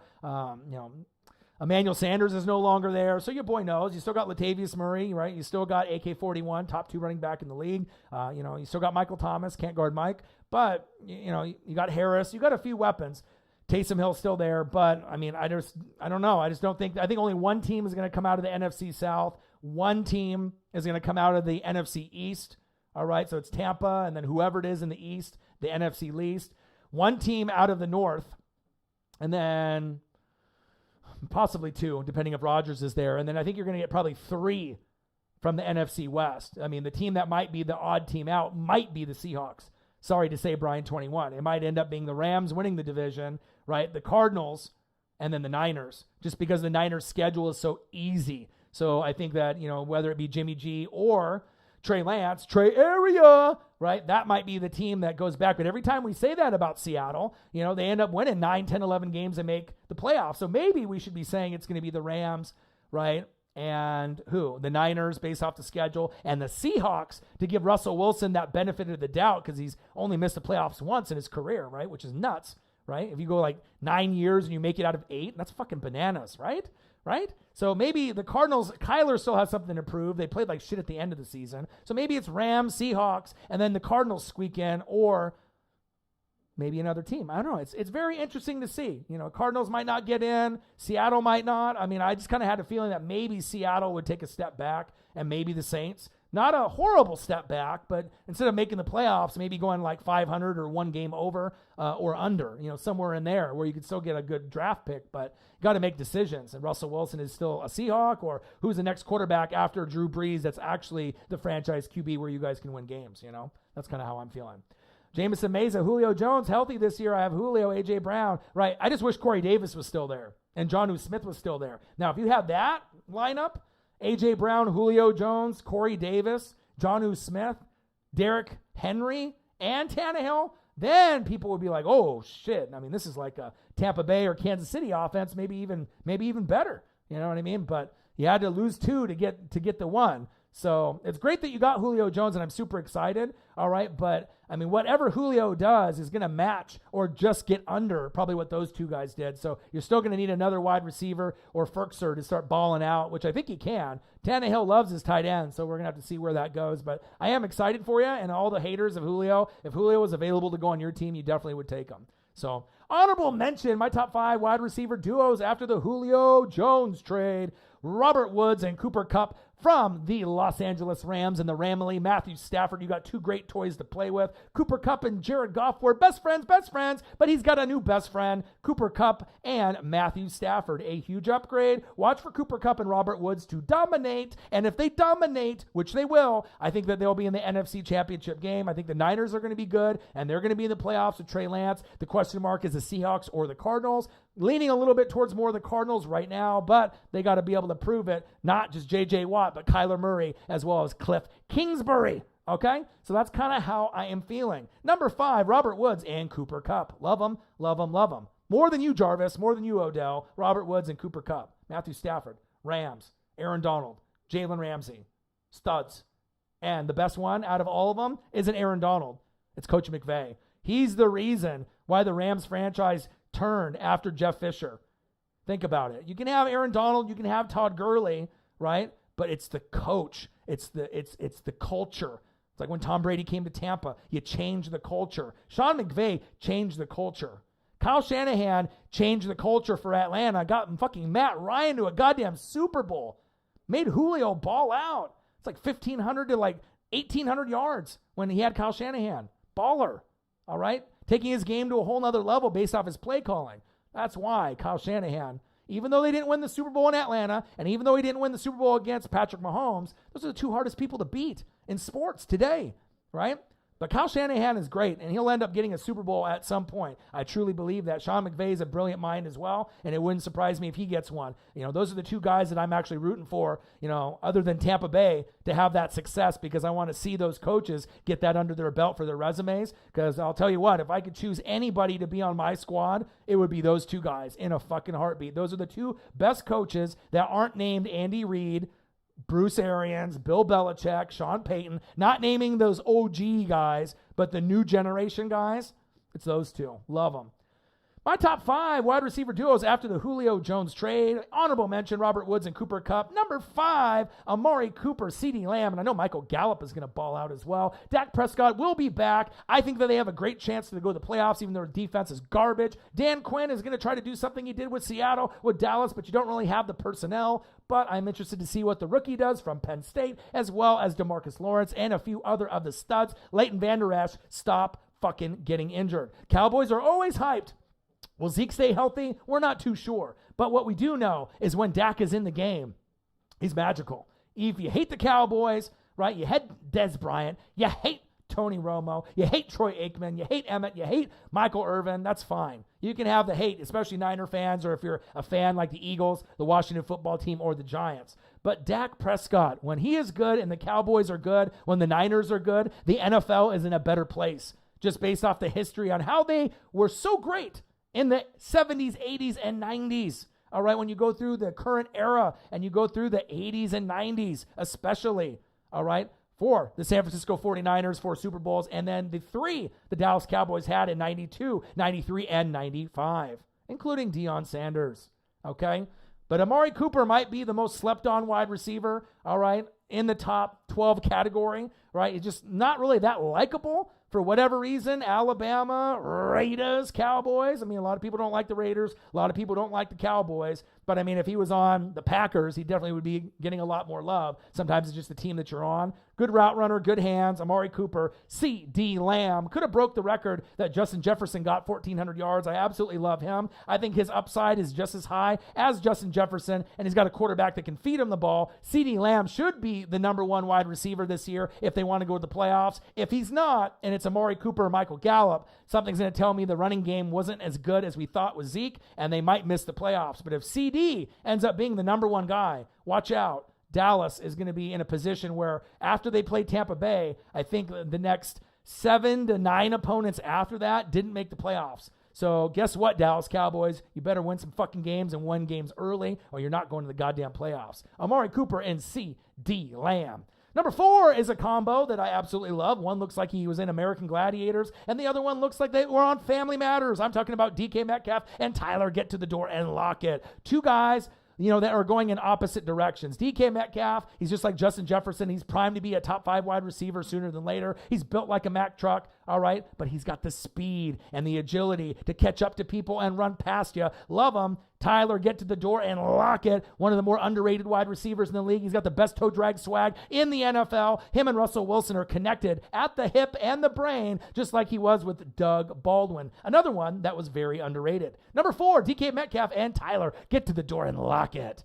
Number 3, this combo I like a little bit more just because I think I like Justin Jefferson more than DK Metcalf, and I like Adam Thielen a little bit more than Tyler Get to the Door and Lockett. We're talking about the Minnesota Vikings, Justin Jefferson and Adam Thielen. Great combo. They got Kirk Cousins. Justin Jefferson can be a 14, 15, 16, 17, 1,800-yard receiver. I truly believe that. I think he's going to be a top 5 receiver sooner than later. Could be as soon as this season. I absolutely love him taking a big jump just as much as Justin Herbert being in the top 5 consideration of quarterbacks in the league. And Adam Thielen is just a grinder, get-it-done kind of guy. He's a guy that can get you 800 to 1,400 yards, and he should get you over 10 tutters because he's that damn good. Justin Jefferson and Adam Thielen. Number 3. Number 2 could be number 1. We're talking about A.J. Brown, second rounder, and Julio Jones. Just acquired from the Atlanta Falcons. He does get hurt from time to time, but when healthy, even if he plays in half the games, he could still have more touchdowns than your favorite wide receiver, and that's big facts. He could end up playing 8 or 9 games and have 8 or 9 touchdowns, believe it or not. And someone could play 17 games and get 5 or less. Happens all the time. We're talking about A.J. Brown and Julio Jones. They took their shot. They took their chance. They got Ryan Tannehill. You got Derrick Henry. You got A.J. Brown. Now you got Julio. He offered the number to Julio. Julio said no. So now he's going to be number 2, even though it was rumored to be number 8. Look for them to dominate and go to the playoffs. A.J. Brown and Julio Jones. Number 1, it's my guys. Come on now. It's Tom Brady. It's Mike Evans, Chris Godwin. We're not talking about AB or Scoot, Scotty Miller, or any of the rest, Tyler Johnson, or any of the new rookies. I'm excited. But we're talking about Mike Evans and Chris Godwin. Mike Evans is one of these guys that is the most underrated wide receiver in the red zone. This guy can get you 10, 11, 12, 13, 14, 15 touchdowns, and Chris Godwin is going to get the big payday. Right now, as far as second-tier receivers, I think that he is the best second-tier receiver in the league, game in and game out. If you see what Godwin can do, his hands are incredible. He's a great route runner. He's tough. Any team he goes to, like if he ended up going with Justin Herbert and pairing him up with Keenan Allen, watch out. Because I'm telling you, whoever Godwin goes to, you're going to have a great 1-2 punch, and he can be a number 1 wide receiver, just like Calvin Ridley's going to be this season as well. Look for him to ball out, but I hope he never, ever leaves the Tampa Bay Buccaneers. That's big facts. Chiefs or Vikings or Rams would be special. Chiefs versus Vikings is bound to occur. I would bet money on it. If Chiefs can't make it, I possibly see Bills, Browns, and Ravens. I mean, it all depends on the pecking order. You got to think also, too, you can't base everything that was from last year. And you can't be a troll and just be a puppet to ESPN, Fox Sports, Colin Cowherd, Pat McAfee show, Good Morning Football. You got to be able to make your own decisions.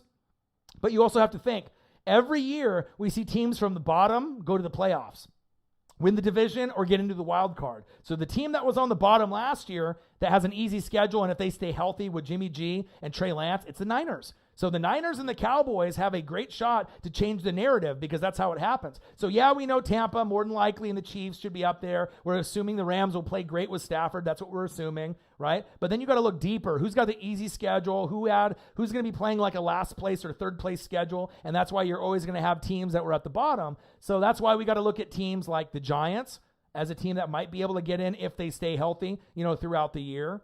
Vikings could be a bubble team. Seattle or the Cardinals could be a bubble team if the Niners and the Rams are the top dogs and Tampa's the top dogs. You got, Saints and Panthers mushing around for some status. You got the Eagles, Cowboys, Washington football team, Giants. Who knows who's going to win that? Washington's got the best defense, all right? But who's got the best offense? Dallas. What about the Giants? They got offense and defense, but Danny Dimes sucks, right? And the Eagles got Jalen Hurts and Devontae Smith, but what else besides Fletcher Cox? So it's one of those things where it's like you see a lot of pluses, but there's a lot of minuses. Like Dallas, awesome on the offense, garbage defense. Eagles are kind of rebuilding right now with Jalen Hurts, so they don't really have a complete team, right? Washington football team's got a great defense, and I do like Scary Terry McLaurin and Antonio Gibson. They're great. Ryan Fitzmagic should be able to help them win games, and they could win the division. I see that, but it doesn't really burst off the page, but you probably like it a little bit more, than maybe the Eagles and maybe what the Giants have, maybe not what Dak has, because, Ryan Fitzmagic is no Dak, but sometimes he plays well, so we're going to have to kind of see.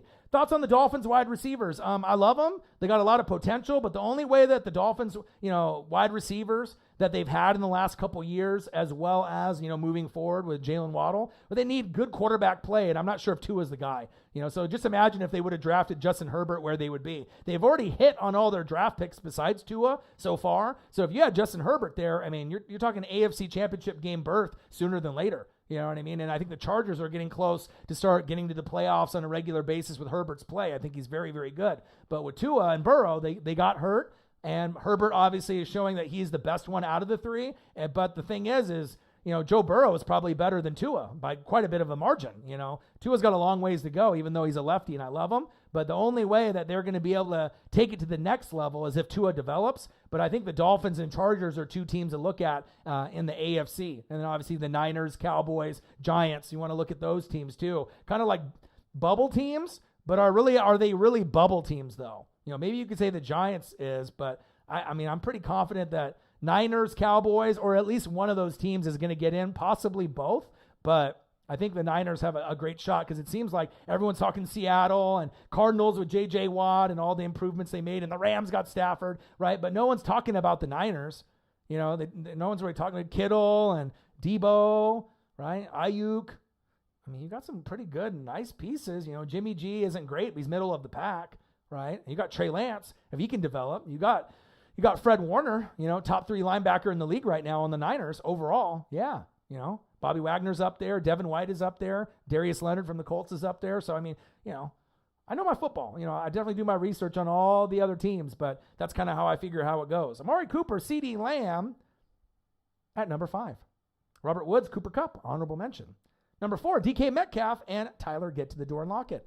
Number 3, Justin Jefferson and Adam Thielen. Number 2, A.J. Brown and Julio Jones. And Mike Evans and Chris Godwin. Just the reason that I say that, too, is that even if I wasn't a Tampa Bay fan, you have to look at on the outside and look at your receiving core. And just imagine if whoever your quarterback is, would you want Mike Evans and Godwin on your team dominating and tearing it up? I mean, there's not a lot of guys that you can feel confident in getting 1,000 yards and possibly double-digit touchdowns for both guys.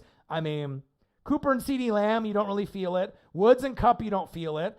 Jefferson and Thielen have potential, but it would probably be one of them. Probably like Jefferson, but Thielen would have like 9. But he could get 10, but he's more like an 8 or 9 guy in my head, right? DK Metcalf and Tyler Lockett can both get over 1,000 yards. But for touchdowns, DK will have over 10. Lockett, probably 7 to 9 range. At least that's what I envision in my brain, right? A.J. Brown and Julio, they have a good chance to get double digit, but Julio gets banged up. So it's like if you had to bet over 10 touchdowns or less, I mean, it all depends on how long he plays throughout the season. And if he has one of those monster 3-touchdown games, you have 3 touchdowns in one game. I mean, anything can happen for Julio getting to 10 at that point. But A.J. Brown's stats should be better because Julio might get doubled, but they should be doubling A.J. Brown. He's amazing. Top 10 wide receiver in this league. I like A.J. Brown even more than DK Metcalf personally. I think he's a better receiver overall. And then you got number 1, Mike Evans and Chris Godwin. Like I said, I think that these two guys are studs. They've proven it. Mike Evans is definitely a threat in the red zone and overall. These guys got heart. And the crazy thing is, as great as Mike Evans is, most of y'all will think he's top 10.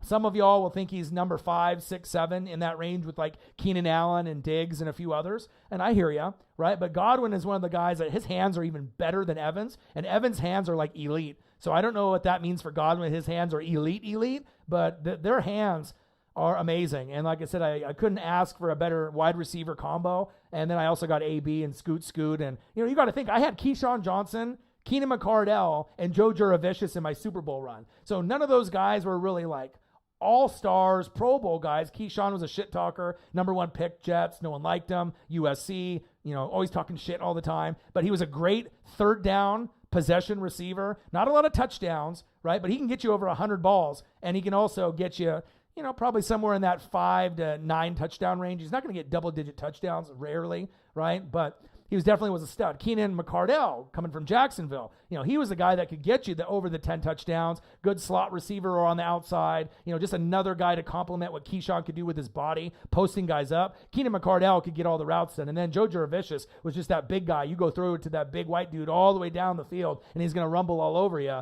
from Penn State, you know, and he ended up making some good opportunities for me too. So, but obviously now you look at AB, Godwin, and Evans. You can't really compare that to Keyshawn, Keenan McCardell, and Joe Jurevicius. So definitely have had my run, but there's definitely a big upgrade at this point. Well, I appreciate you guys. I love you guys. I've been on for about an hour and a half. I'm going to call it a day. I will be back again more than likely tomorrow for another stream. I appreciate every single one of y'all that ended up watching the channel with me. My top 5 wide receiver duos after the Julio Jones trade. Make sure you guys subscribe to the channel. Smash that like button either now or on your way out. Donate to your boy if you can, either on here, patreon.com, or the Cash App, or the GoFundMe. And if you're looking for merch, Northwest Sports Fanatic merch, link is below every video on the YouTube page. Follow me, Facebook, YouTube, Twitter, Instagram at NW Sports Fanatics.